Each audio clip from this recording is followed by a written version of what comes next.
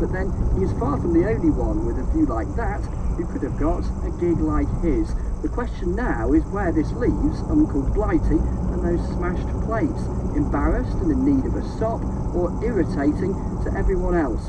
It's a bit of both. Eurosceptics will cheer for now, Europhiles will fret a bit, and the hard slog of a relationship with Brussels that Britain looks up to a very different prism to many others will continue.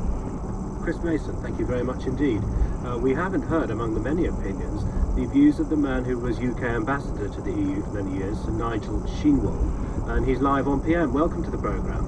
Good afternoon. You're back in the job, but you're freed from all the diplomatic rules. Next to you is a Radio 4 listener, and they say to you just after the vote, "What just happened, Nigel?" What do you reply? Well, what I reply is that there was a real debate about who the next, what the right president of the European Commission should be. And I think a number of people in the EU supported David Cameron's view that Jean-Claude Juncker wasn't the right person for that. But they, for their own domestic reasons, decided that they would go along with it. I think that's unfortunate. I think it was a general failure of leadership. But we got out very early and very stridently. In the end, we didn't smell the coffee early enough and were left in a very difficult and disappointing position yesterday. But in Europe, unlike the stage of the World Cup that England was eliminated in, you don't get thrown out at the group stage. You live to fight another day. And that's what we have to do now. We have to regroup and we have to work out how we're going to handle the next negotiation more effectively than we handled the last one. And you're still being very diplomatic, but did David Cameron push us closer to the exit? Well, I think we're a little bit closer to the exit today, but not irreversibly. Right. There's no doubt that British public opinion won't like the UK being isolated 26-2. No one likes defeat in that way.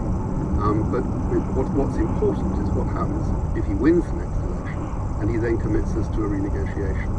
And that's what he has to think about, and think about his negotiating tactics and the way he presents it to the British public. Is it your advice that when you say think about his negotiating tactics, you're telling us he needs to change his negotiating tactics? I think he's had a patchy record in Europe. He's had defeats like yesterday and also a couple of years ago where he tried to veto a fiscal pact between the European countries. But he's also had successes, for example, last year on the budget. And the lesson of that, to my mind, is that you need to set your targets realistically. He was ambitious in that case, but he was right because he had the alliances in place and worked very closely with the others.